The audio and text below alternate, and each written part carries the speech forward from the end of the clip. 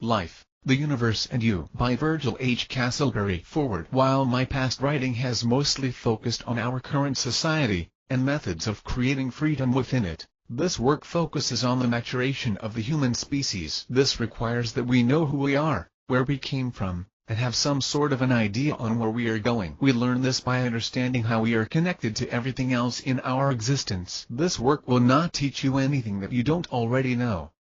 It is designed to nudge you into remembering a more innocent time, both individually and as a species, while connecting that knowledge to a more full understanding, and hopefully mature the understanding that you have choices, and as you make those choices so your life and society will change. Life is a matter of perception. Take control of yours. Introduction. The goal of this book is to change the civilizations of the world. This is my personal goal, and has been for quite some time. While some may see changing the world as some great undertaking, I believe that to change one human being will create ripples, the results of which we may never know. What I do know is that every person who gains an understanding of who they are and where they lie will, by the act of knowing, change their life and affect the lives of those around them. With that goal firmly in mind, I have set out to state how I see life, the universe and you. In the beginning there was nothing.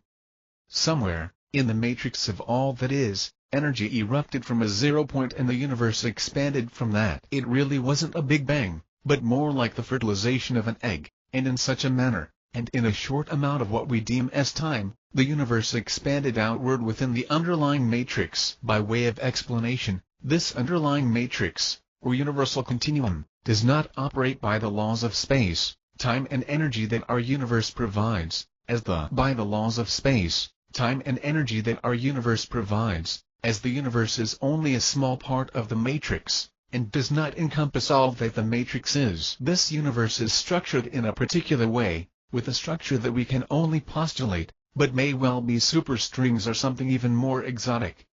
The importance of this is that the structure of this universe allows for all that is in it. This is similar to our DNA.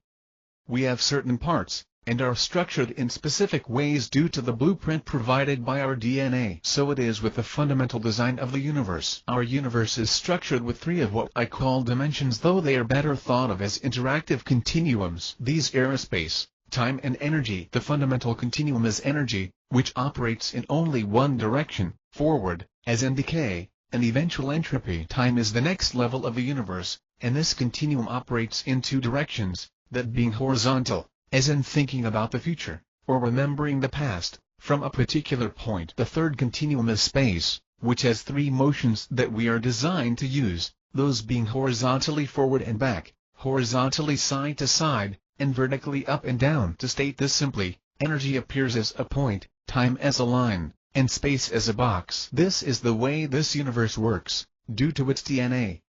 It cannot work any other way, and other universes may operate in completely different ways, based on their DNA. This does not preclude directions that are at right angles to known directions. We simply do not operate in those directions, usually referred to by esoteric names, and defined in string theory. These 3 continuums interact with each other in a large portion of the universe, though admittedly they are different in some areas, but more on that in a moment. In our area of the universe, these 3 continuums interact with each other, though with some loss, thereby creating a finite amount of uncertainty, or chaos. Say you wish to take an airplane from one city to another.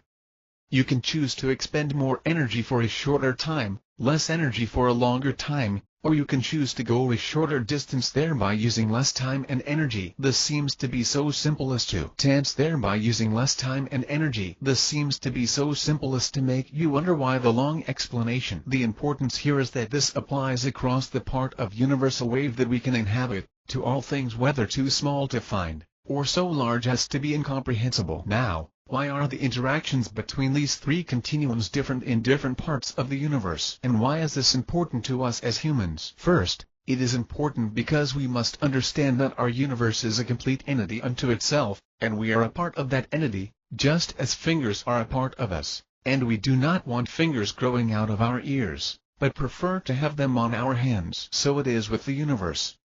It prefers to have humans in a particular place, and the place that there is the place that has been prepared for that type of life. This does not indicate God, but instead indicates that we exist as, and where, we do, because this place is conducive to our life form, and the DNA of the universe contained beings in the blueprint, just as it included stars, black holes, and anything else that exists, has existed, or will exist. Going back to the first question of different parts, we need to know why this place is the place for humans. This place is not a place in space, or even in time. It is a place in energy, that one-dimensional continuum. The best way to picture this is a way I have explained in other writings. Compare this energy wave to a radio signal. At the beginning of the energy wave that is our universe, there is an extremely strong and perfect signal, just like at a radio transmitter antenna. At the end of our universe, the signal has completely dissipated, like being out of range of a radio station. If you are right at the antenna, the signal will burn out your radio, and if you are too far away, the signal has become too chaotic for use, and even further away the signal ceases to exist. So it is with our universe. We cannot exist where the signal is perfect, nor can we exist where the signal is complete chaos. We exist where the signal is less than perfect, but still strong enough for what we call the laws of physics to apply, as long as they allow for a certain amount of uncertainty, or chaos. Were we to move much closer to the antenna, we would lose all randomness and cease to exist, or at least cease to exist as we are, as there would be no variables. If we were to move too far from the energy source, the chaos would overrun us, and we could not live due to the environment not operating by the rules that ourselves need. To state this concept in another way, we can say that the universe exists in energy form from an energy creation 0 point to a point of complete entropy that we may call the omega point. At the creation point, the universe is total energy, meaning that there is no space. At the omega point, there is no energy, only space. Between those 2 points, energy and space interact, creating an environment in which we can exist. Time is the mathematical product of the interaction between energy and space. It may be that our universe is simply a very large magnetic bottle, in which dark energy and light energy balance each other, and the interaction results in the creation of photons. Again, in other words, the balance between the dark and light energies releases a fundamental energy that has zero mass due to the balance, but does have momentum, due to the push given it at creation. As an aside, this leads one to believe that the universe will not collapse back on itself, but will continue to expand with the creation of vacuum fluctuations until either both dark and light energy combinations fail entropy, or the magnetic bottle ruptures and both types of energy spread back through the matrix and possibly recombine. Many people will have a hard time understanding the concepts of the energy, time, and space continuum. This is typically because they view the entire universe, including their existence, in narrow terms of space and time. Attempting to apply their conditioned responses in which they view one-dimensional energy points in a three-dimensional space leads them to an incorrect assumption that the distance from the creation point to the omega point can be measured in space. This is not true. Where you are on the universe's energy wave is determined not by distance from a point, but by the quantity, number of and quality duration of vacuum fluctuations in your vicinity. Infinite energy creation at the creation point, and zero energy creation at the omega point. Where we exist, there is a limited number of vacuum fluctuations. If there were more, we would burn up, and if there were less, we would not have the energy to exist. If you find you are having problems with these concepts, you will need to unlearn what you thought you knew of the way the universe exists.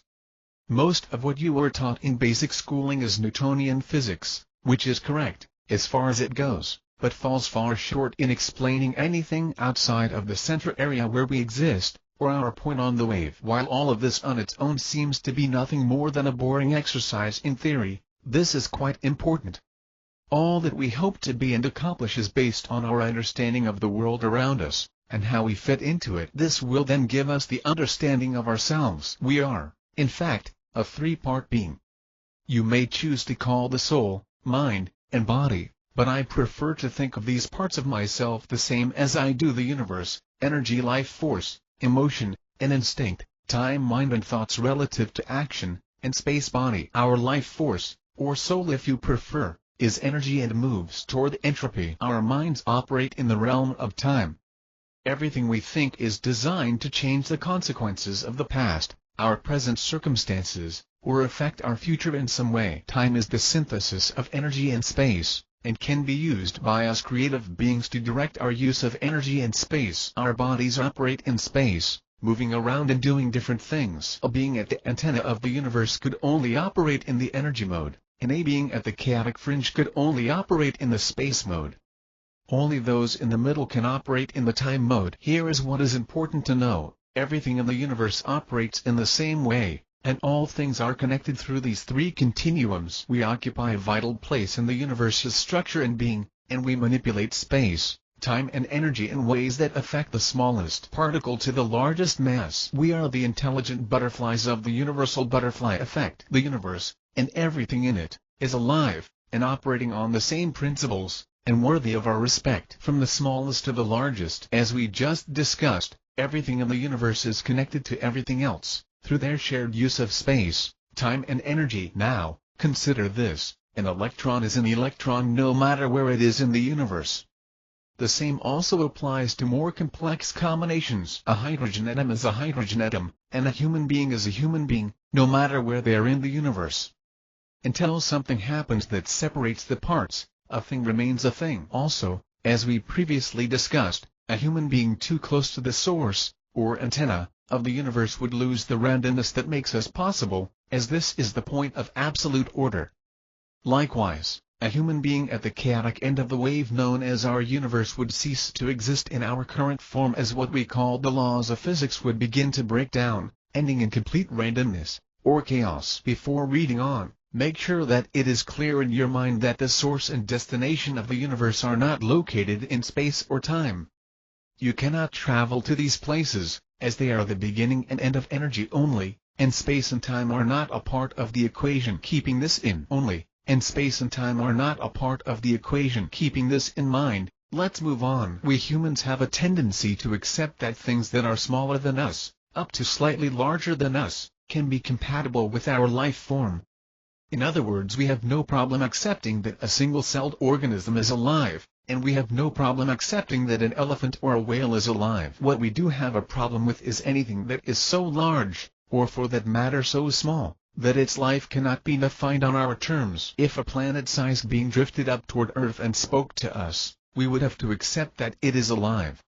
The question I pose is, why would a planet-sized being want to talk to us? Do we spend time talking to bacteria and protozoa that is around us? No, we don't even notice their existence unless they begin to do us harm. We may see a colony of some organisms clouding the water, but we never think to speak to these tiny life forms and tell them that we will share the water with them if they will stay in one area and let us drink from another. We simply ignore or eradicate them, depending on our needs and dispositions. This could well be how other intelligences see us. It is almost impossible for us to determine, let alone define, intelligence that is different from our own, yet recognizing life is simple. Life is anything that has energy, and energy is the essence of life. This means that all things, from the smallest to the largest, are alive. When we stop attempting to compare everything to ourselves, based on the concept that we are the pinnacle of life, we can realize that life exists in many forms that are not the same as ours. We accept that a one-celled organism is alive because we can define its motivations to survive and thrive. We also accept that a whale is alive for the same reasons. However, what we are doing is defining life as those energetic masses that have motivations and resources similar to our own. Some other energetic mass that does not present the same motivations is usually discounted as not being alive. Is usually discounted as not being alive. This concept that only those things we can compare to ourselves are alive is patently false. All things that contain energy are alive in some manner. Even if that life seems to have no correlations to our form of life. We accept that we are made of cells, and each cell is alive. I believe that the molecules, atoms, and particles that make up the cells are also alive. It is the energy in these particles that allows us to have energy. Each particle is a group of living subatomic particles, each atom is a group of living particles, each molecule is a mixture of living atoms, each cell is an amalgam of living molecules, and each person is a conglomeration of living cells. There is no point, up or down the scale, where life ceases to exist. When looked at in this fashion, the question of what is alive becomes meaningless. Everything is alive. Atoms and molecules may combine into some form other than cells, and result in planets, stars, and a million other things. Each is alive because the basis of the mass is living particles. Life is an energy force that imbues everything in the universe. Life is the most basic force that exists, as it is energy in its purest form. Everything in our universe is composed of the same elemental particles that provide this life energy. The universe itself is alive, with many parts. Consider this. Astronomers estimate that there are between 100 and 200 million galaxies in the universe, each with at least one black hole that captures everything that comes within range of it. Each black hole acts as a vast storage area, or memory storage, of what happens around it. The human brain only has between 80 and 100 million neurons, meaning there are more storage cells for visible images in the universe than in our brain, and each of the universe's memory storage cells can contain vast amounts of data, visible light, radio waves, infrared and ultraviolet. Each element that enters a black hole retains its quantum state and connections with the particles it was associated with before, providing both memory and a quantum nerve structure. Solar systems work on the same principle as atoms. There are free radicals moving around that cause damage to cellular planets. The comparisons go on and on, because everything works off of the same principle. When we understand the nature of the universe, it is only a small step to believing that the universe is alive and intelligent, but so far beyond us that we are to it what an electron is to our body. Humans fit into the range of the universe in their own particular niche. This does not make us better than other life forms, nor does it make us worse. Understanding how we fit into the grand scheme, and how we can be beneficial or detrimental to our world and our universe, is important for our own growth and for our continued existence. As with any other creature in the universe, we should be taking from our environment what we need to survive. Conscience should cause us to give back more than we take. The difference in a lion and a human is that the lion takes what it needs, while the human takes what it needs with the intent to better the system. The world on which we live should be made better by the existence of each of us, as we create more than we consume from our natural resources. When we understand that we are an integral part of the system, rather than the reason for the system's existence, we can in good conscience eat the food we need, drink the water we need, and breathe the air we need. We should, however, do these things with a complete understanding that our intelligence and conscience places a burden on us to ensure that the earth, its water, and its air are cleaner and better when we leave this life than they were when we came into it. As we investigate places off this planet, such as the Moon or Mars, we should carry with us the desire to make a larger portion of the universe better. This is not the responsibility of governments, communities or business. It is a personal responsibility that each person should understand and accept, thereby carrying the concept over to government, community and business, with these multi-person entities being a reflection of each business, with these multi-person entities being a reflection of each individual's desire to improve the world. Groups of people should seek to improve the world through cooperative action, thereby allowing the group to accomplish more good than the individuals would on their own. With our intelligence comes the ability to create.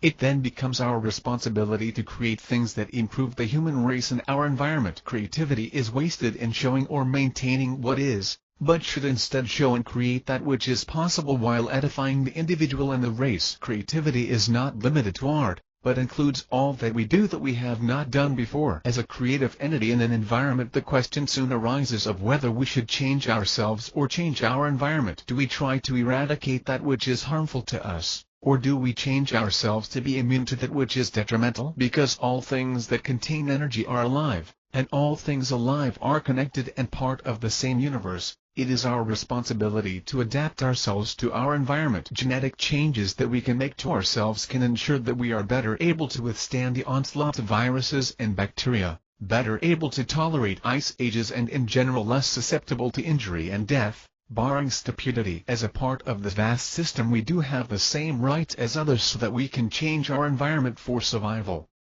We need not sleep with scorpions or spiders. We are allowed to keep our nest clean and free of vermin as are any other species. We are not allowed to eradicate another species just because it annoys us. Being intelligent, and having morals, makes us the stewards of our world. It becomes our responsibility to protect our world and create that which makes us, and the world, better. We should be careful though, as we create and change our world. Just as we will attempt to destroy an organism that harms our bodies, so our world, and our universe, as living entities could determine that humans are detrimental to its existence. Our bodies will sense a cell that has gone or detrimental to its existence. Our bodies will sense a cell that has gone bad and destroy it, without conscious effort, and so it is with the Earth and the universe. If we become a liability to the universe, systems will kick in that will destroy us without the universe ever noticing our existence, or that we have ceased to exist. It is not all about us. It is about us as a part of everything connecting with the self. The human self is a self-contained, miniature version of the universe. We, like everything else, are designed in its image, as we come from the same blueprint. We are one small part of the overall blueprint of the universe, but we are vital to the structure because we live in the area of energy, time and space. We incorporate facets of the universe that will not be found everywhere energy-wise. Everywhere I need a word for position in a one-dimensional energy matrix, as it is very aggravating that English is so based on the concepts of space and time, which means there are no words for what I see in my mind, such as space and time. The fact that we are created in the image of the universe means that all that we are is good, but not all that we do is good. Such is the blessing and the curse of intelligence and self-direction, and regardless of how other-directed we are still responsible for ourselves and our actions, guaranteeing that we will get the praise or the blame for our actions based on what we create with the energy that we consume. Totalpotency is the ability of a single-cell organism, say a fertilized human. Totalpotency is the ability of a single-cell organism, say a fertilized human ovum, to become all the parts that a human body needs. In other words, totalpotency is the incorporating of all that is possible in the single event. We, as humans, are totalpotent, as we incorporate all that a human can be, and do, into a self-contained organism. The same can be said of societies, worlds, or any other created mass. We may also refer to this as potential. The opposite of potential is limitation, and limitations are what we are taught to accept as a perverted form of potential. Most people are taught to accept a limit on their potential based on testing they receive in school, combined with anecdotal and environmental evidence presented by family, friends, government and society. These limitations are artificially conceived.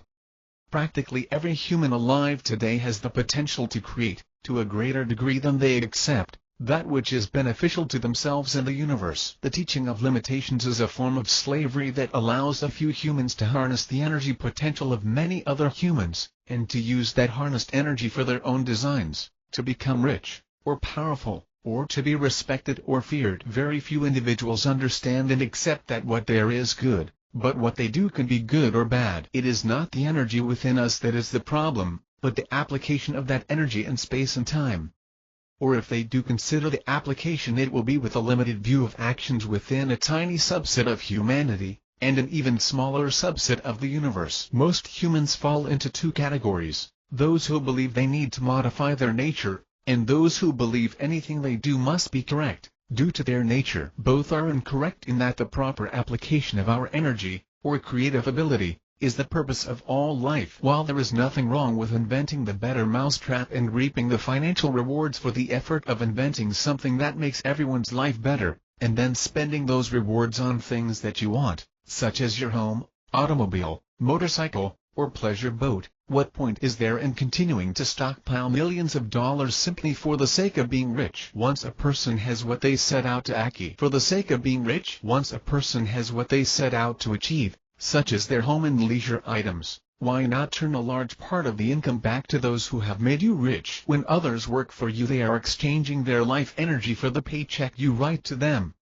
How much do you value their life? How much does the employee value their energy? If you are paying a person $10 an hour, then you are saying that their entire life is worth between $7 and $8 million, roughly 90 years, 365 days, 24 hours, $10. Would you, as an employer, at the beginning of your career and before beginning to pay others, allow someone to kill you if they would provide your beneficiary with $7.5 million? Probably not. You would see your life as precious and beyond value.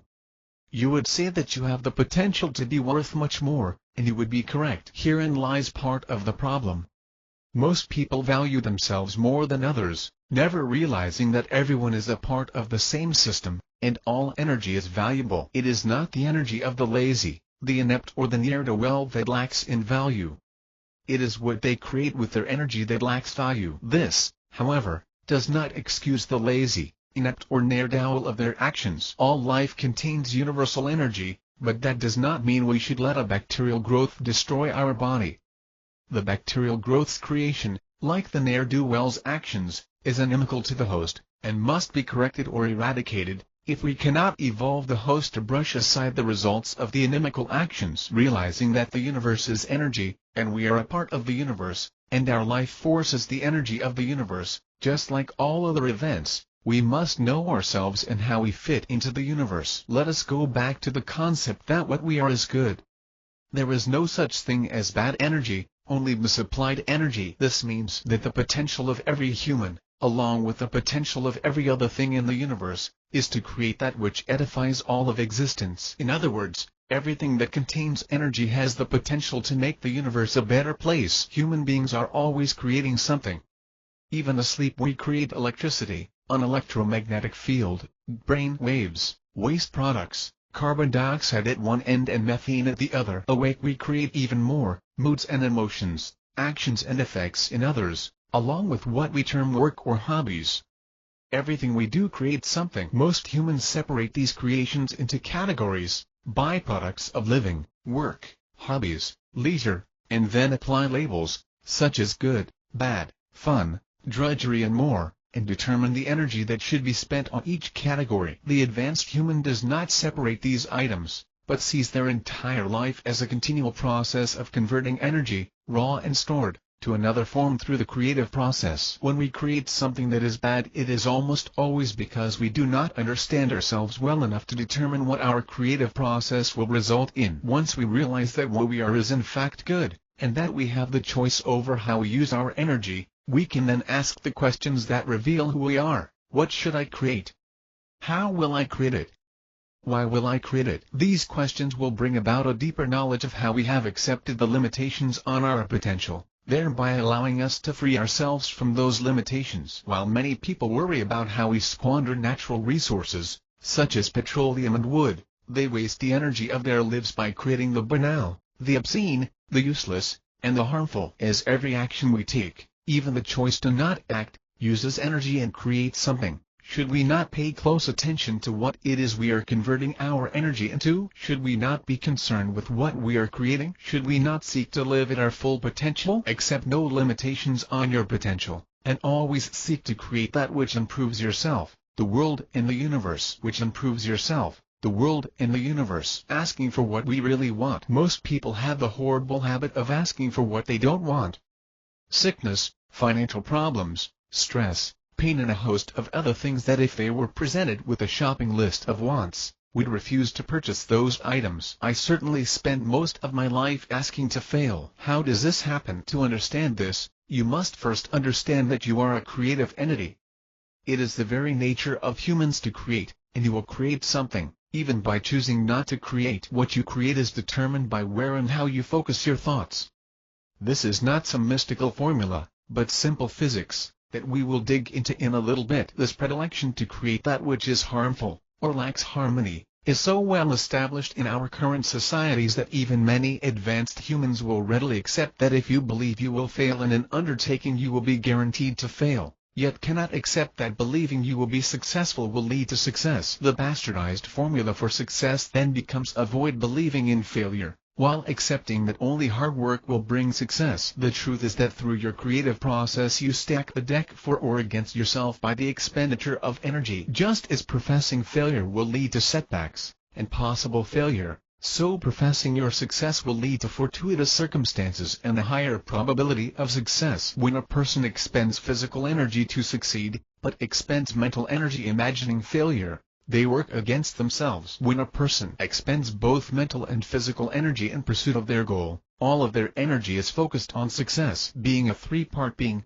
as we previously stated, all three parts must work towards the same goal. Picture in your mind a wagon with 3 horses pulling it down the road. Now picture the same wagon with 2 horses pulling one way, while 1 horse pulls another. Think about the wasted energy, time and offbeat course that this wagon will take. This is how the average person approaches any project. To ensure success, the individual must have their soul, mind and body all pulling the same direction. Energy is expended in ways that promote success, the mind is focused on success, and the body is working toward success. We have all seen someone who thinks about success and dreams of success but is too lazy to commit their physical self to the course of action. We have all also seen the person who is working very hard on a plan for success, while always doubting that they will succeed in their endeavors. Each individual that wants to accomplish something must emotionally commit to the enterprise, while spending the necessary time and physical work on the enterprise. Take for example writing this book. If I had burning desire to write it, but I refused to take the time and do the typing, the book would not have been written. All this seems very straightforward, but what are the mechanics behind how this works, and why does what is glibly called a positive attitude have an effect on the success of our ventures? Let us again take this book for an example. I have an idea born of an emotional desire to help those around me, and this idea and feeling are not limited by time and space, but are an energy-based desire that transcends both time and space. Next, I must invest the time by planning and executing with my mind. Then I must commit the physical resources to do the work. This all works together in this manner. From the desire, energy is made available. From the commitment, time is assigned, and in the physical I operate in a spatial environment to combine the energy and time into I operate in a spatial environment to combine the energy and time into motion with duration, thereby bringing all three components together to form the book. Without any one of these three, the book is never written. At this point you probably think that I am overcomplicating a simple concept. I would state that to act without the understanding of how we function is no different than acting without thought. It is our ability to understand, and act on that understanding, that makes us more than instinctual creatures. Having a positive attitude is a shotgun approach to success. Hopefully something will hit the target. Understanding how your positive attitude brings success will allow you to focus your energy in a narrow beam onto that which must have energy input. In other words, this understanding will keep you from wasting lots of energy. While the next chapter deals with the actual mechanics of desire and creating an event, what must be gained from this chapter is the understanding that you are in control of your life, and that it is what you think, what you say, and how you act that brings about everything in your life. This control of your life, coupled with your perception of your life, is the reality that you are absorbed in on a daily basis. Our modern societies have become so dependent on others to provide what we need that most everyone accepts the energy time space ETS input of another in place of their own event. This in turn gives control over your ETS to another person. This is usually referred to as slavery. The expenditure of your energy, time and physical actions for the benefit of another. In most cases where your ETS is traded for something from someone else, you are going to get the short end of the stick. Those who offer you this trade intend to become wealthy and powerful from these trades, so they typically ensure that they get more of your ETS than you get in return. Look at it this way: you have worked 40 hours for $20 an hour, meaning that you have decided that 40 hours of your ETS is worth $800. Now your mechanic spends 4 hours working on your automobile and takes your entire $800 in his labor charges, meaning that he values his ETS at $200 an hour. The money is just a go-between to keep you from bartering for everything. The bottom just a go-between to keep you from bartering for everything. The bottom line is that you spent 40 hours of your life to pay the mechanic for 4 hours of his life. However, if you learn to work on your own car, you could have invested just 4 hours of ETS in repairing it, and have the fruits of 36 hours of ETS to spend on other things. It boils down to getting the most out of life for your expenditure of ETS. To get the most out of our limited amount of ETS, or life if you prefer that term, we must learn to ask for what we really want by ensuring that our soul, mind and body work in harmony towards any goal we choose. This requires an understanding of how we affect the universe and how the universe affects us. It also requires that we guard our thoughts and actions, only allowing ourselves to work towards that which we find beneficial to ourselves. This process can be thought of as integration, in which we see our soul, mind, body, this world, all the life forms around us, and the universe in total as one connected event. When we truly realize that we are a part of the whole, we can become ethical beings. Make it your goal to synchronize your emotions, thoughts and actions into one harmonious being, creating our own world. We must each create the world in which we live. This is not some metaphysical or religious concept, nor is it advising you to become psychotic and thereby ignore the reality around you. It is a demand that we change reality through the use of perception and imagination, coupled with energy, time and space. At one point humans believed that the Earth was the time and space. At one point humans believed that the Earth was the only planet. Then we perceived that there were other planets, then we imagined going to those planets, and then we used our ETS to create that which was needed to get there. The result is that we have visited the Moon, sent rovers to Mars, and sent orbital explorer craft to other planets. As an aside, as we are not fully integrated in our understanding that we are a part of the universe, we have left space junk on most of the areas we have visited. We would be very upset to find that a surgeon left a scalpel in us after surgery, or that our mechanic left a wrench under the valve cover. We should feel the same about leaving space junk on some other planet. Through perception, imagination and the application of ETS we change our reality, on the surface, but more goes on under the hood to make these attempts successful. Every time we apply these tools to change reality, we are operating at levels that are much smaller, and much larger, than what we see. The universe provides both the material and mechanism that is needed to change our reality. This is not a conscious effort by the universe, but simply is the nature of the point we occupy on the energy wave of this universe. We came to exist at this point because it is conducive to our life form, and due to the DNA type blueprint of the universe having our type of beings included. Our existence on this point of the energy wave means that not only is this area conducive to our existence, but that all we need for existence is available at this point. We have imagination, therefore imagination is a valid tool for working in our environment.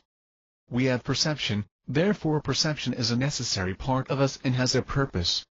We can manipulate energy, time and space as we discussed in the first chapter, therefore there is a reason for this ability that completes us as human beings. Our tools exist due to our environment, and are there for us to use, but we must choose to use them in ethical ways. The material that the universe provides, and that we can use, are energy, mass, time and space. We can manipulate these in many ways to produce food, airplanes or self-actualization, depending on how we apply. Produce food, airplanes or self-actualization, depending on how we apply ourselves. We cannot manipulate dark matter or dark energy, except that which happens indirectly by our manipulation of light matter and light energy. For all we know there are dark matter, dark energy beings living next to us that cannot manipulate our matter and energy. How would we know, as we cannot perceive or directly affect the continuum? They may well spend a lot of time postulating and formulating mathematics to prove the existence of gravity that pulls in particles that travel slower than light. Most people only see the materials as products for their use, not as parts of the universe, but we should recognize that the carbon in the wood, that used to be a tree, that used to be dirt, originally came from materials formed at the start of the universe and later coalesced into our planet. In other words, your home is built from stardust. Are you beginning to see the connections that we share with all that is? Even the elements in your body were at some point a part of many other things, from stars and distant planets to an unknowable number of things here on Earth. You contain elements from stars, planets, moons, plants and dinosaur dadu. These connections go on in time and space. While we all recognize the material that we use to create our reality of a fine home or a leaky shack both contain the same dino-do, we rarely think about the mechanism that manipulates the material, other than the surface view of doing the work, time and space to get what we want. The mechanism goes much deeper, and is an integral part of the universe, and our use of it affects both us and the universe around us. Anytime we operate in time and space, we also operate, by necessity of design, with energy. Everything we do has an energy value. When we build our shack, the wood contains stored energy that can be released if we burn it, or change its character in some way, such as compression. When we cut 3 inches off of the board, we have reduced the available energy in the larger piece, but have a small piece with a certain energy potential of its own. But, not only have we changed the energy structure of the board, we have used energy to cut the board, either our body energy, electrical energy. Have used energy to cut the board, either our body energy, electrical energy, or both, and we changed food to energy for our work. while releasing electrons with a generator alternator to make electricity. The electricity was made by altering the state of water with heat from a burner or a nuclear reactor that changed the energy state of the fuel, or by using water, wind, or solar energy and converting it to electricity. The energy conversions never stop. They go on and on with everything we do. Because we are beings with both imagination and creativity, we control, to some extent, the effects we have on energy. We can release small amounts or vast amounts, and we do many of these energy exchanges without being conscious of them. When was the last time you had to tell your body to convert food to energy? Never. Your body does this based on the rules governing ETS and our point on the universal wave. So, we all know that we can intentionally affect energy in many ways, and there are other ways that we affect energy in mass without the act being intentional. In fact, we affect mass by the use of energy in ways that our scientists are still learning about. Many experiments have verified that human observation of particles affects the actions of the particles. In quantum mechanics, when certain particles go through a gate, or series of gates, the way they act results in interference. We don't want to get all technical here, so look it up if you want more information, except that when an observer watches the particles, the interference goes away. Why? Because the unobserved particles go many ways at once, but humans can only perceive them going one way at once, so the particle becomes restricted in its movements while being observed. The discovery of this phenomenon led to the discovery that, given several possible paths for the particles, they will typically go the way the observer believes they will, if the observer has a preconceived belief in what the particles will do. It was also discovered that particles polarized with each other, inside a magnetic bottle, can then be separated, and carried to different points on the Earth, and when the polarity of one particle is changed, the other particle that was polarized with it, will change also. The multipath to one path, observer input, and with it, will change also. The multipath to one path, observer input, and polarization facets of quantum mechanics are the basis of quantum computing research. I believe this polarization of particles that carries on from one being to another when the particles are reused is the foundation of Carl Jung's collective unconscious. That which we are is stored in this quantum state, separated from ourselves at discorporation, and eventually becomes part of another organism. Like a process of species procreation, this process of being a part of many that have gone before makes all life kin to each other at a particle, and genetic memory, level. So, another boring paragraph, or two, on physics that you are glad finally came to an end. Let's make it a little more interesting. Then, everything from the largest to the smallest in the universe comes from the same creative source, heads towards the same omega point, contains the same energy, and operates by the same rules within a given point on the wave. One person believing that a particle will react a certain way changes the destiny of the particle. What happens when over a billion people believe that the Earth is going to warm up? A billion people, demanding by their imagination and creative power a rise in global temperature and caused by their effects on energy arriving from the sun will have a profound effect. Not only do we observe our world, but by our observation and beliefs we affect the world. We must be careful what we create. So, how do we affect that which is around us to create our world? Two concepts govern how we create: how the event is connected to the universe, and how the event is connected to us. Every event, energy, mass, action, or any definable thing is connected to the universe in one or more of three ways: energy, time, and space. All operate with ETS, and all operate on the same principles that govern this waypoint. Because an electron in a quantum experiment is traveling at the speed of light, time and space become irrelevant to it, and only energy has meaning to its existence. Since only energy has meaning to the electron, we can simply apply energy in the form of thoughts to affect the path of the electron. Remember, our mind is the lord of time, but can affect energy and space. However, should we decide with mind to open, and then go through, a closed door, we must do more than simply thinking about opening the door. The door, while made of speed of light particles, is formed in a way that connects it with time and space, and so we find that we must use energy and time to move the door in space. The more energy applied, the less time. The smaller the distance the door must travel, the smaller the energy input, or the less the time needed to move it. Is it possible to open the door with just energy? Yes. Massless photons can move a spaceship equipped with a solar sail. I just have not yet met a being that has the thought energy output to open a door, but then we are not yet fully evolved, either. The other concept that governs how we create is how we are connected to the event. Remember that the connections that we share with something are based on the same principles as all the other connections in our energy time space-oriented point. The more connected we are to something, the more we can affect it. It is easier to open the door by touching it than by blowing on it. Time drags when we hate doing something and speeds by when we are enjoying something. It is really irrelevant if time speeds and slows, or if it is our perception of time that changes, as time is only perceived in the mind, anyway, and that which we feel the most emotions for are the easiest to affect. For this reason, the things that we are the most attached to will receive the greatest input of creative energy that comes from our emotional being. The most time will be spent on these issues, and the most physical action and reaction will take place in association with them. You must ask for what you really want, because that is what you will. You must ask for what you really want, because that is what you will create. If you believe you will be sick, you will be sick. If you believe you will be poor, you will be poor. If you believe you will have no friends, you will be friendless. Your thoughts always direct your creative energy, and what you believe in is where that energy will go and what it will create. This creative path is the one that this universe works on. You cannot change the entire universe by believing that what I say is wrong. The universe is too large for that, but on a personal level you will continue to create your reality as you believe it to be. We are always creating something. Let's make sure we create the good stuff, putting our survival first. Energy is the basis of all things in this universe.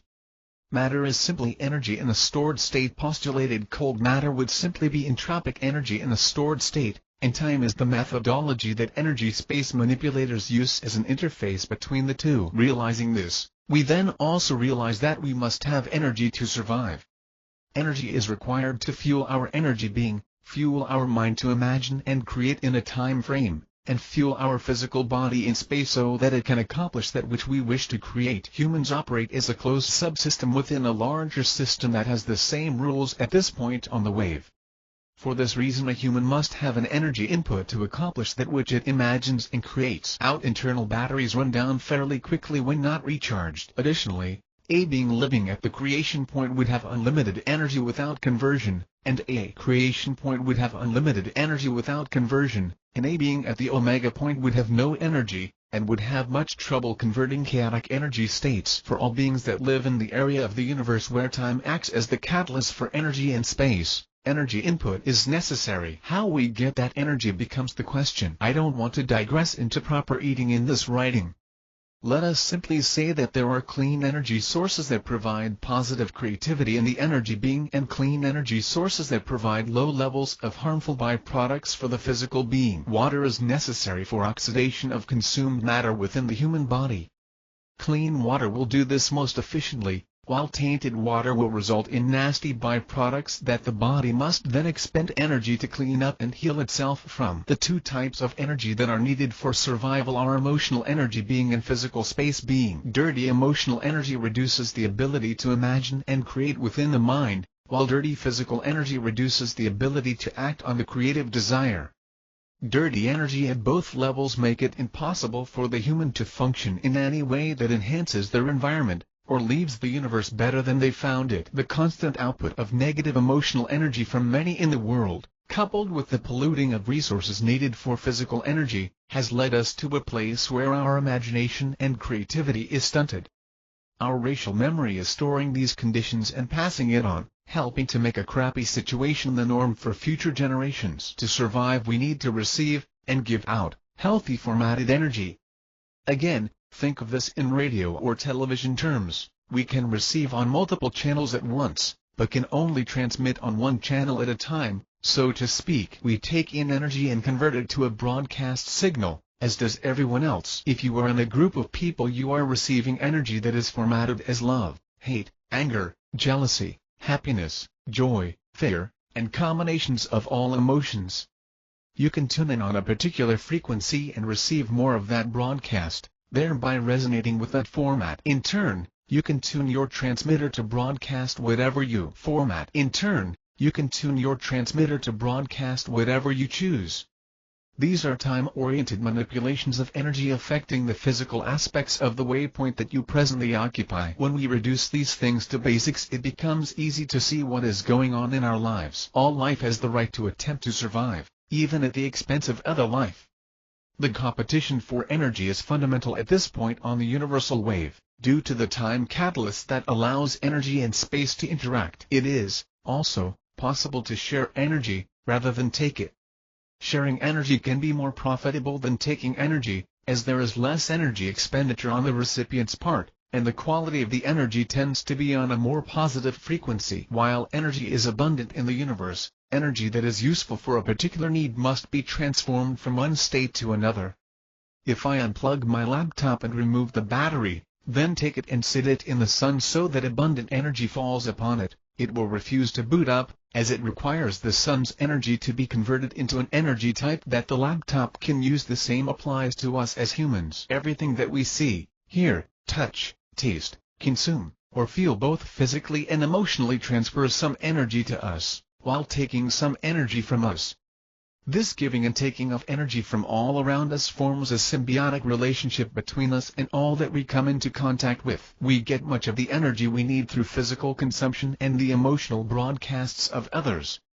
The physical energy comes from converting food to energy, while the emotional energy that we give out comes from converting food to energy, then converting the energy from one state to another. Compatible energy is always good.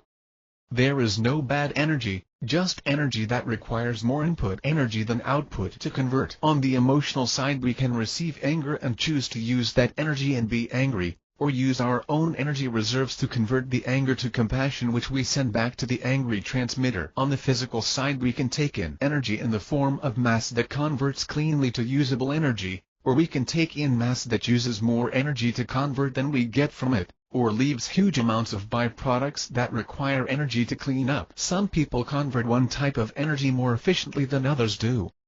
One person may be able to constantly work with people in pain, and deliver back compassion, while another person may be overwhelmed by the constant pain. Some human groups have evolved to eat a steady diet of seal blubber and suffer no ill effects, while others have evolved to eat mostly grains and vegetables. This genetic predisposition is passed on and intermingled among groups to the point where some people can eat almost anything and be healthy, while others seem to be unhealthy no matter what they eat. Survival requires that we know our own self and find what energy source best fits our makeup. Everything that contains energy is alive, and every living thing at this point on the universal wave requires energy and competes for that energy. Along with the energy, we also absorb the genetic memory that leads to the collective unconscious. If we eat animals that are raised in ways that mistreat them, that mistreatment becomes a part of our personality. If we eat vegetables that are factory farmed, we have none of the love in our genetic memory that would come from hand-raised vegetables that we put our heart and soul into growing. The key to energy competition is to be thankful for the energy that you receive. This requires us to be cognizant of how we get the energy and to respect that which gives us the energy. Whatever we consume must be combined with appreciation of the sacrifice of other life that sustains us, and with an attitude of taking only what we need and wasting nothing. We are what we eat, and what we expose ourselves to, in ways that go beyond our wildest dreams. Beyond our wildest dreams. Thriving in a world of illusions. What are illusions? Illusion is just another word for perception. How we perceive something creates the illusions around us, while at other times people around us create illusions for various reasons by attempting to alter our perception. The key to understanding a world of illusions is to understand creative energy. Consider a magician illusionist who puts his assistant in a box and saws it in half. The box is real, the assistant is real, and the saw is real, but the assistant being cut in half is an illusion. Consider also your perception of the world around you. You may perceive an event as scary while another person does not. At some point someone may attempt to scare you with a rubber snake. To them the snake is a fake, but to you the snake is real, and so goes the illusion. The same rubber snake can be used in a movie and leave you with the illusion that the snake is real, even though you knew it was fake when your friend left it in your car seat. In each one of these instances, a person has used time as a catalyst of energy and space to create a perception, or illusion, for others. It does not matter whether you think you see the Statue of Liberty disappear, or if you believe ochre tastes bad because your mom hated it.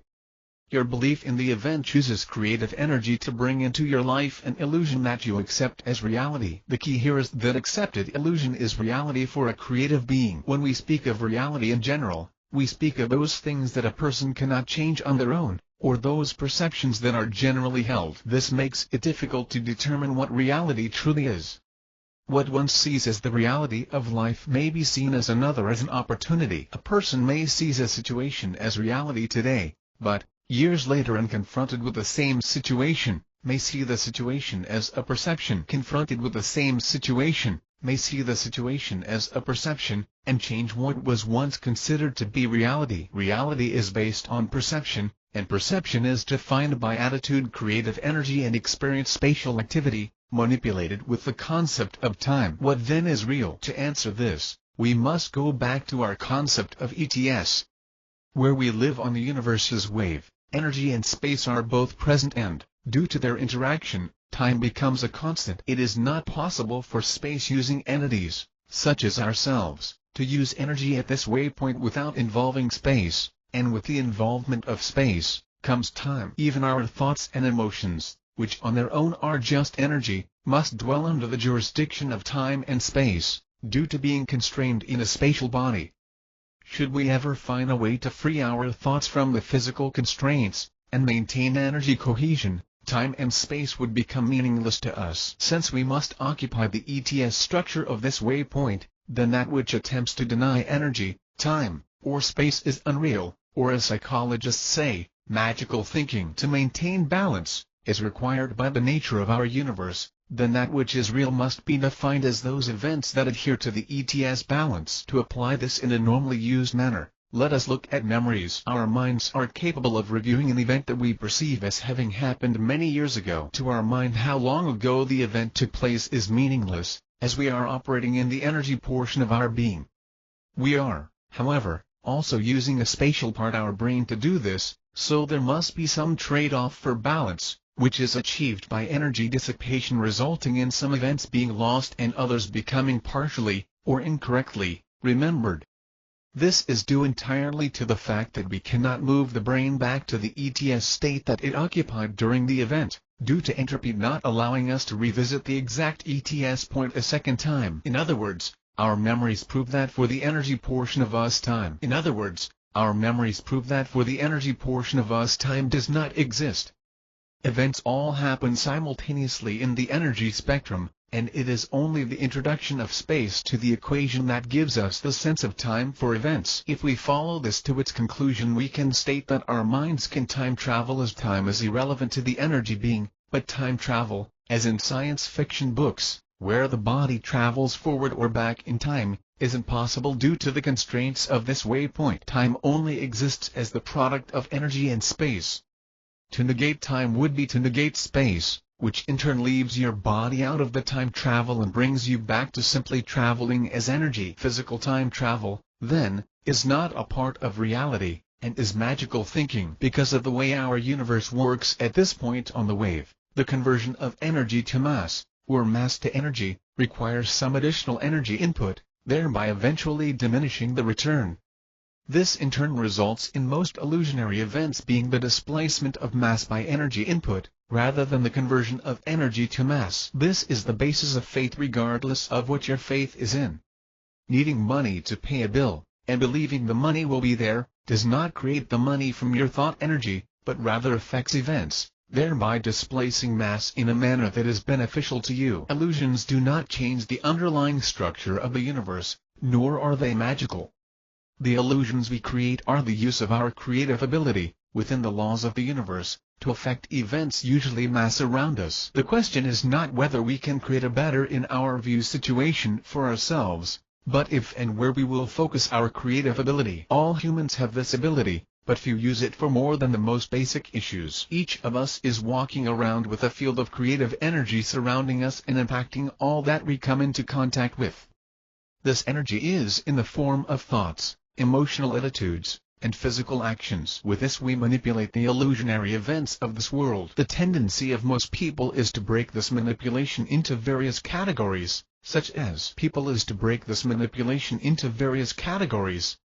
work, hobbies, faith, and attitude, among others. When we realize that all of these are the same action, using various parts of our being, we begin to integrate into total beings. Most of us have been taught, and have learned very well, that we cannot affect our situations beyond a very limited impact. This we must unlearn, and the unlearning is much harder and much more complicated than the learning. The first step is to use your creative ability to change yourself. This means what you believe and how you act, before beginning to change the illusions around you. A word to the wise: don't attempt to create different illusions on any grand scale until you have reached a point where you know what you really need. Remember that everything must balance. If you use your creative ability to gain all sorts of things in your life, many of these things may actually hinder your growth, or harm you in some way. Allowances and balance in the universe promote the creation by you of what you need. Above and beyond your needs, be sparing with your wants. If you want $1 trillion, it will not be created from pure energy. That money must come from something of value, and every dollar you have is one that is not available for someone else, and their needs may hinder your wants, or your wants may hinder their needs. Consider a lottery where millions of people are attempting to use their creative energy to win. The resulting creative energy nexus or warring desires results in something approaching true randomness in the event. Illusions are our perceptions of the world. We manipulate our situation with our creative ability. Connecting with others. While we are creative beings, so are all the other people around us. Each person we meet has their own creative ability, which they may use manipulate their world, and in some cases attempt to manipulate ours. Each person is projecting the illusion that they prefer, or in some cases want you to accept, around them at all times. You receive these transmissions from them all the time. Again, returning to our radio broadcast, you have to choose what you will receive from others and what you will transmit back. There is, however, another factor. You can choose which stations you will receive. In addition to what you receive from a station, you can scan the FM radio bands and pick up on many genres of music, news, advertisements, comedy, and opinion pieces.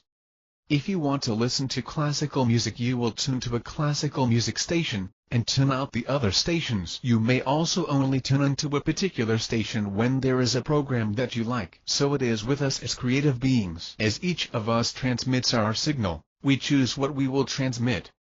Is the information that we are sending out clear and accurate? Many people, by ignorance or design, send out information that is not clear, or is intentionally inaccurate or misleading. Let's say you go to a party with a number of professionals.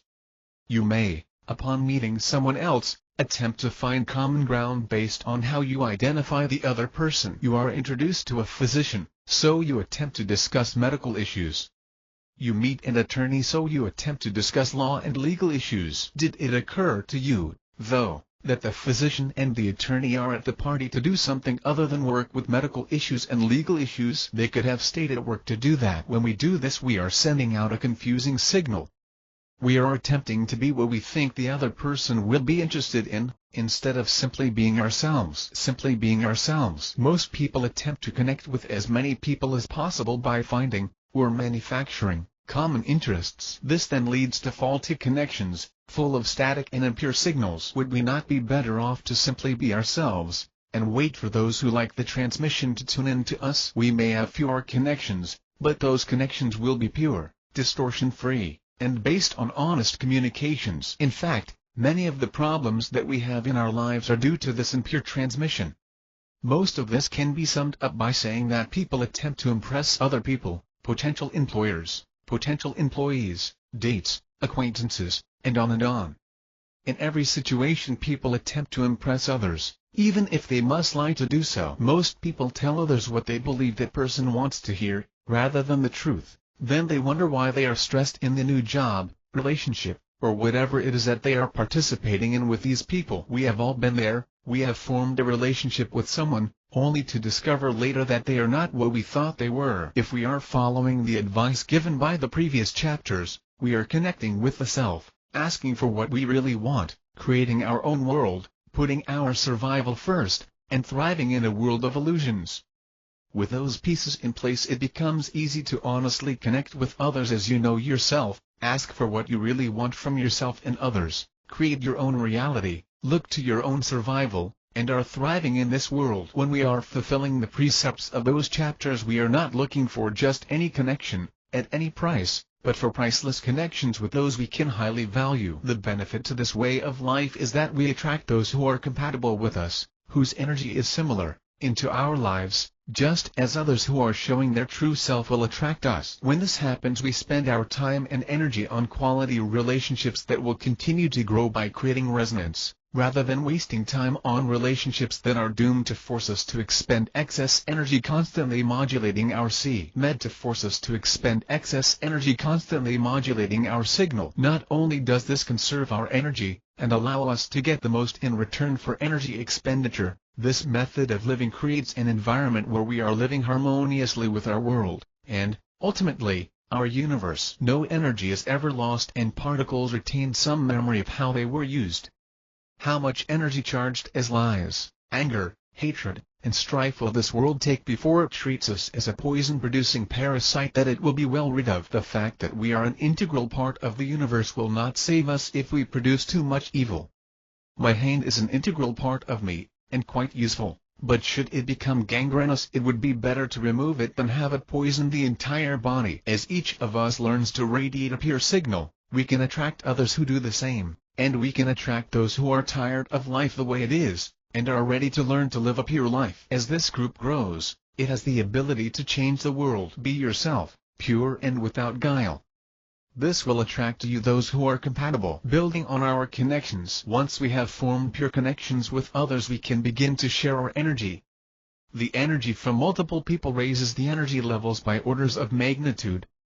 To paraphrase, if one can influence 1,000 particles, two can influence 10,000. You can be happy by yourself, but you being happy along with another happy person will be 10 times better, and with a third person it is 100 times better.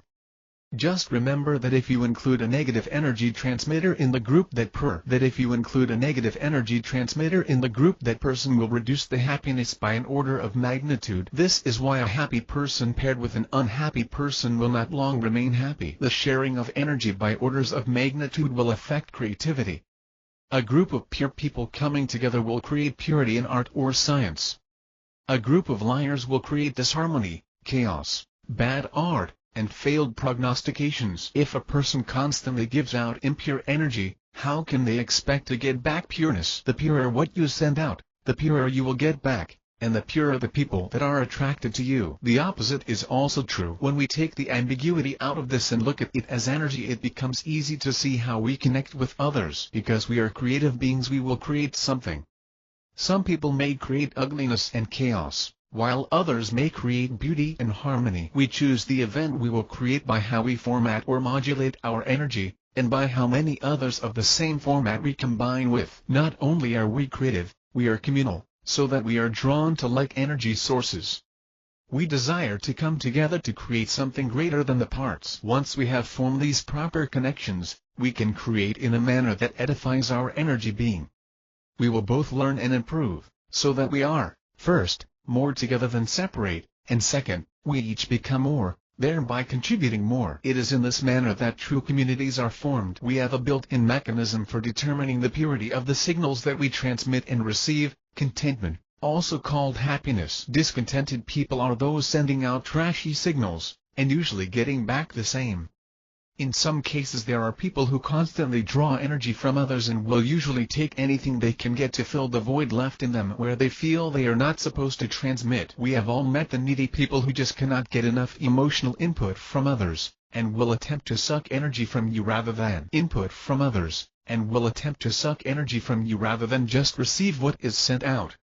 This can happen for two reasons. Either they are repressing their transmissions and attempting to fill the empty transmission channel with energy from others, or they are so seriously screwing up their transmission that what they get back is useless to them. At a subconscious level we all know that we need to receive this energy, but due to training and societal issues we begin to create a cacophony as opposed to a pure, harmonious signal. This in turn leads to the reception of bad signals, which leads to the transmission of more bad signals, and so it goes. This is the process of building on our connections. If we choose to transmit and receive good as in edifying signals, we will connect with others of the same bent, and we will begin to build that which edifies. There are two types of connections: two-way connections which are collaborative, and one-way connections where the builder is influenced by others' previous energy expenditure. If I go to an architect and have him draw a home for me, then I build it. We have collaborated and form a two-way energy exchange. If, however, I go and look at Frank Lloyd Wright's work and am inspired by it, then I have a one-way connection of receiving input from his output, and my output will benefit others. In either situation we have built upon our connections to other people's energy. Collaborative efforts lean towards the short-term gratification in a good way, while the one-way connections typically lean more towards long-term goals. Both are necessary parts of the energy expenditure needed for the state called happiness. In other words, the content people are those who are expending energy, working with others, and creating things in the time-space now, along with creating things that will continue to have an impact into the time-space future. Such is Frank Lloyd Wright's work. It had an impact at the time on builders, owners, and viewers, but still serves as inspiration years later. It is necessary to note that our contentment may be practically the same from one-way and two-way energy expenditures. This should not be from one-way and two-way energy expenditures. This should not be confused with joy, which is exponentially increased by collaboration that brings edification. Think of it this way: you may be quite content with your stage performance in a one-man play, but the post-production party, celebrating your success, will be more fun with other people attending, assuming they are celebrating with you, and not bringing you down. It should also be stated that what are many times considered negative emotions are not always bad. Anger, grief, and a host of other emotions are a necessary part of our makeup, but should be shared in proper fashion. All energy output flavors the totality of the universe, but it is best not to overload a few other individuals with transmitted sorrow. There is an old expression that friends divide our sorrow and double our joy, and this is quite true, but one must be careful how that sorrow is divided. Building on the energy-based connections that we have formed is what brings about a fulfilled life, that is, a life in which we have sent out and received its maximum of pure, harmonious energy, which in turn has been used to manipulate time-space in a manner that edifies ourselves, others, our world, and the universe at large. Let each of us use our energy and our connections to build that which edifies us, the race, the world, and the universe. Happy and free. The first step in this journey of understanding is that we accept, intellectually, the things that are true of our universe.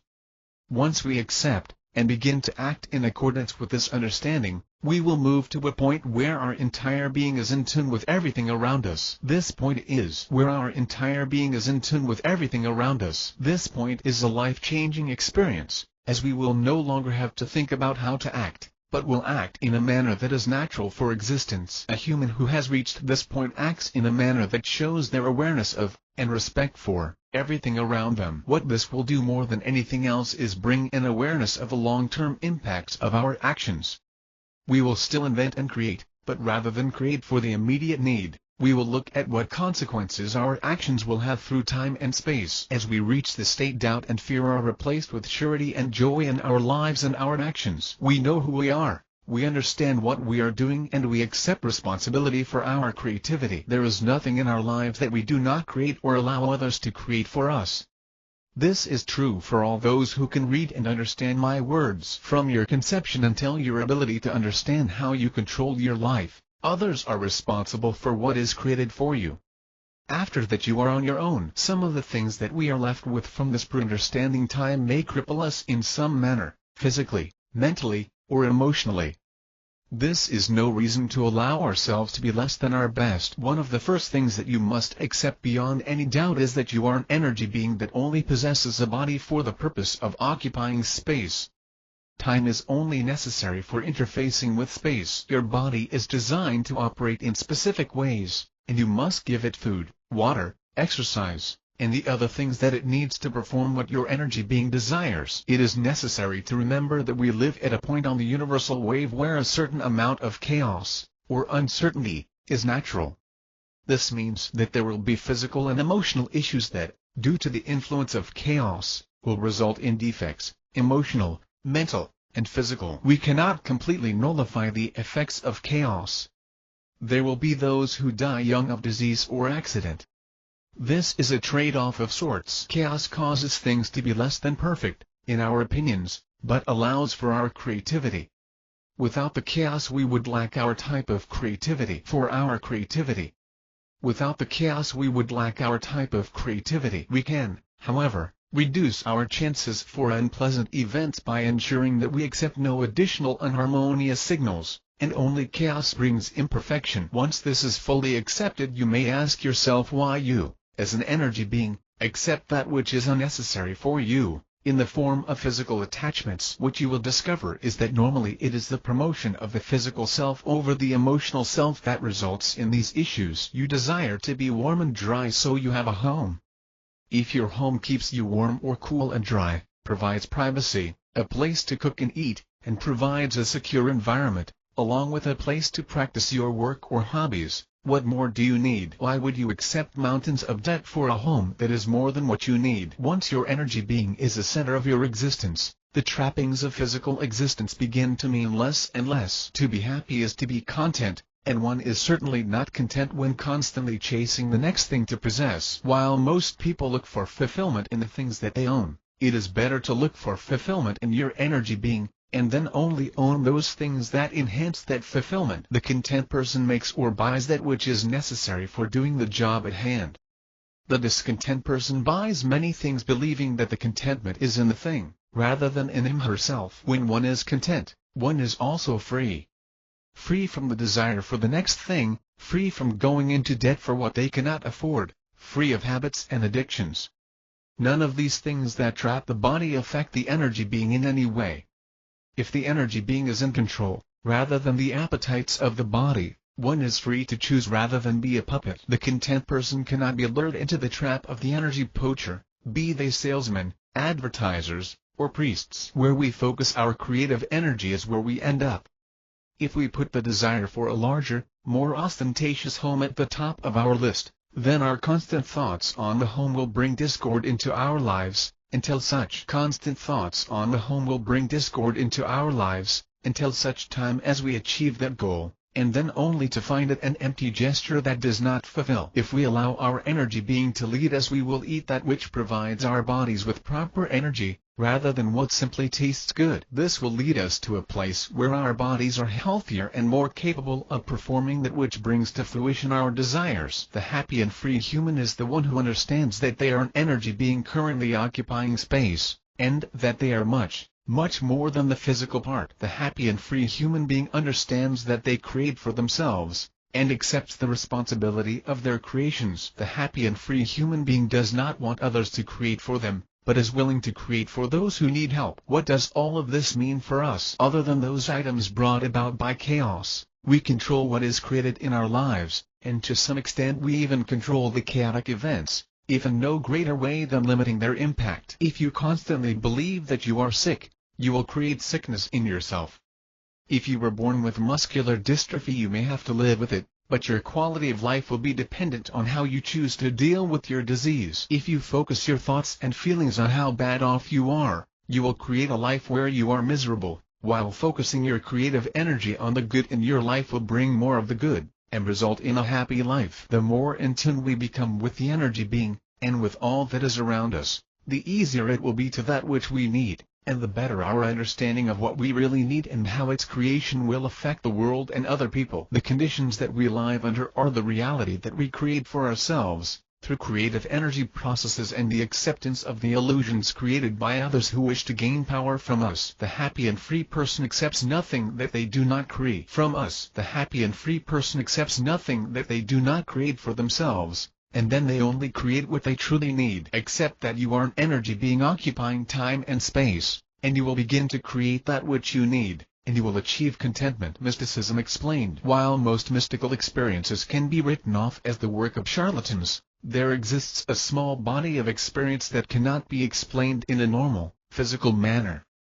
These experiences are not magical or mystical but are the result of the physics that I covered in the earlier chapters. Because so many humans are looking for something outside of their drab existence, never realizing that they are creating the existence that they hate, it is necessary to discuss the causes of what appears to be miracles. I will make this statement up front, and keep it in mind as we proceed through this chapter, energy beings do not speak to the physical aspects of other energy beings, and have no need to use a third party to influence other beings who are energy beings possessing a physical body. In other words, a person's spirit life energy will speak to another person's spirit directly, if needed. Now, keeping this firmly in mind, let's delve into what brings about mystical experiences. What is commonly thought of as mystical knowledge comes to us in two different ways. First, those things that we just seem to know, without associated experience, and, second, those things that we feel resulted from associated experience, and, second, those things that we feel resulted from some outside influence. The first we typically call feelings, as in, I just felt this was the right thing to do. The second is rarer and feels as if some force changed our direction, as in I just knew in my mind that I should not take that route home. The first is an almost instinctual feeling of what is proper for us, while the second is a sudden and demanding attention grabber that we cannot easily ignore. Both of these are mystical knowledge, while a mystical experience is a state of altered conscience where we are more open to hearing these other voices due to less attention focused on our normal thoughts and actions. Before moving into how this apparent mysticism functions, first, let's dispose of those things that are not truly mystical. First, a device, such as tarot cards. If you go in for a reading, you do so under the belief that the cards will give you insight. This belief in the reading focuses your creative energy on bringing about whatever scenario you are given from the card reader. You will either create the prophesied future, or you enslave yourself to the creativity of the other person. Either way, the cards are not prophetic, but simply a device for focusing your creative energy. The same can be said for astrology. While everything in the universe is connected through energy, what star was visible at your birth has no bearing on your life, and neither does what period you were born in. Astrology does not show what your life will be, but millions and millions of people believing in the predictions will create what the astrologer states. When millions of people, though the ages, all believe that Virgos will be strong and loyal, guess what? Most Virgos will be strong and loyal. Had other traits been assigned to Virgos, the creative energy would have brought that prediction to fruition. While many mystics and mystical experiences can, and have, quite easily shown to be nothing more than the hopeful desire of the person, there are unexplained occurrences. In fact, mystical experiences are among the earliest stories from ancient times, and as some cannot be simply dismissed as imagination, or their results as coincidence. In modern examples we have what are called guardian angel events.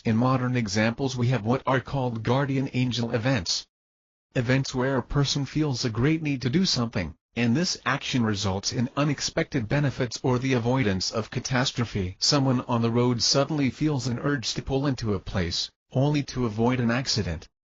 A sudden urge to rush home only to discover that an appliance is on fire.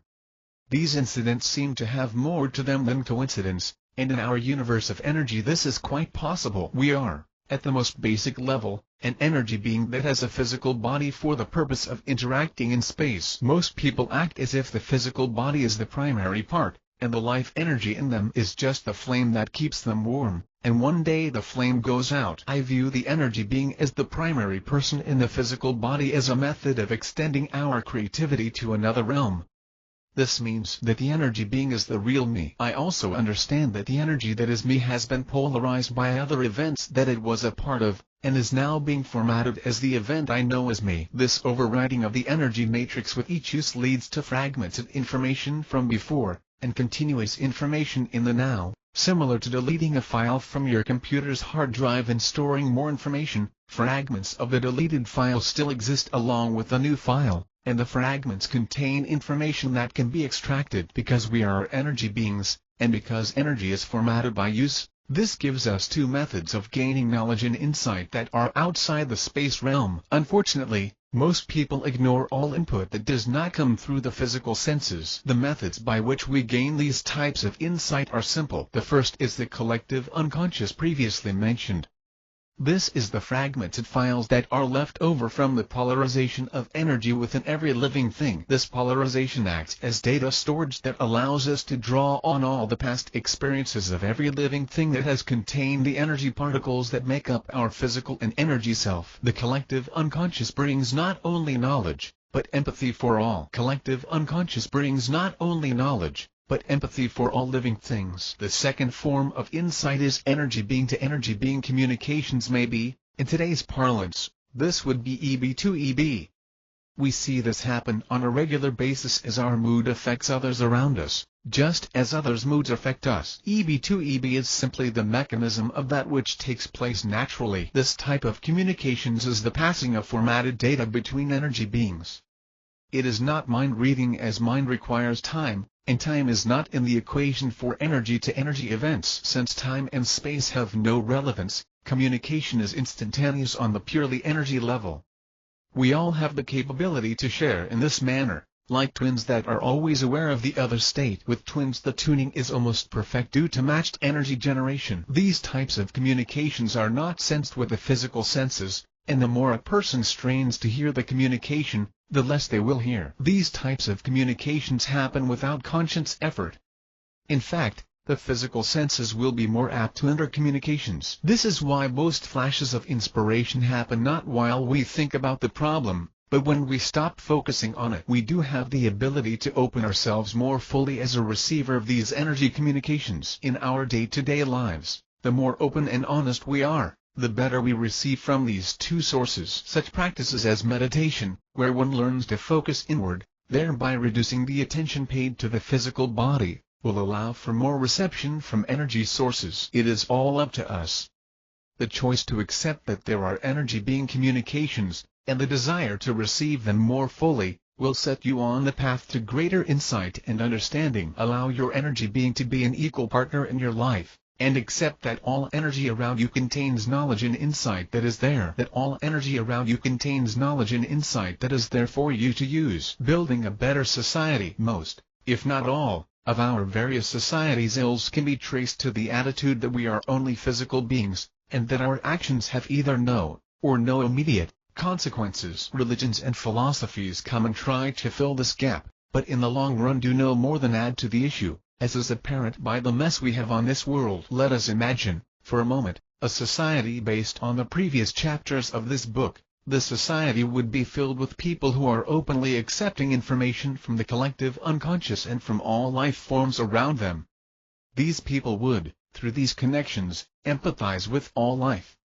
The awareness of other life would bring about respect for all life. This would be a society that does not waste, but uses only what it needs for the edification of the individuals. A society of this type would show great concern for the long-term effects of its own actions, for the race, the planet, and even the universe. Like any mature group, the society would need few rules, as each member would be actively concerned with the individual and with the whole. A society of energy beings would have more concern for that which we normally call spiritual than a society that is based on physical items.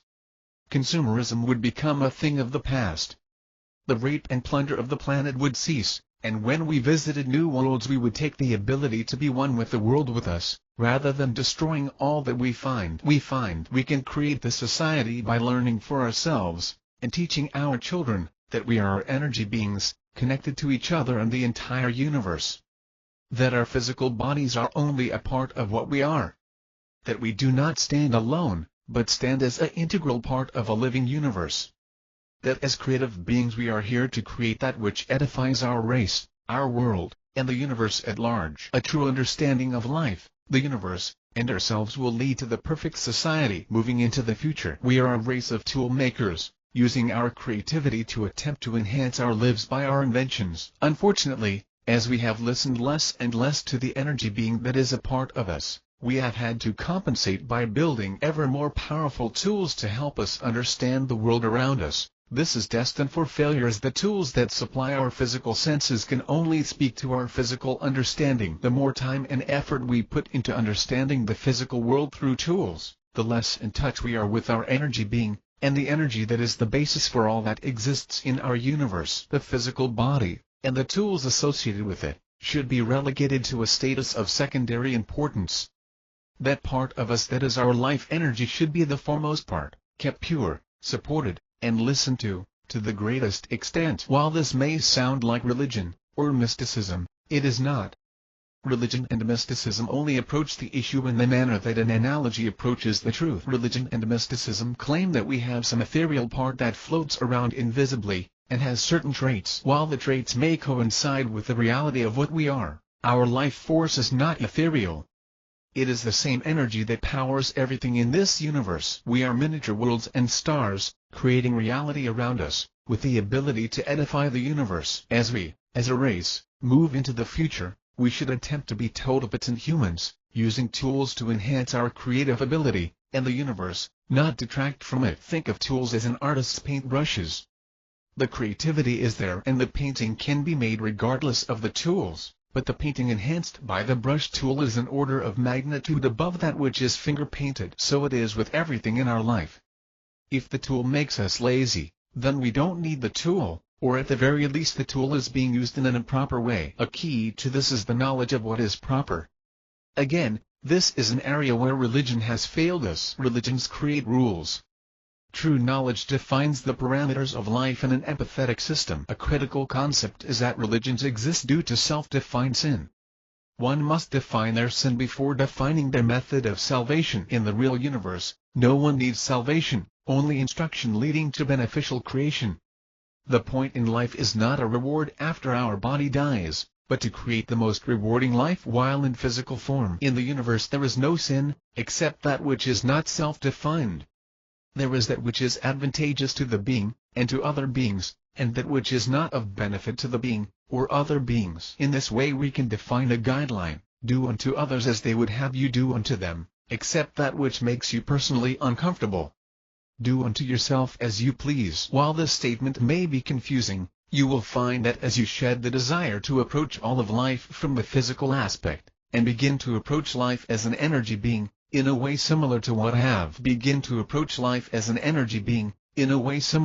have outlined, the methods of implementing this guideline will become clear and pure. As we move into the future as a race, we must each seek to reach our fullest creative and communicative potential within energy-time-space, thereby fulfilling our place in the universe, and contributing to both those around us and to the collective unconscious. Where this path will lead, and what our final form will be, is not something that we can know at this time.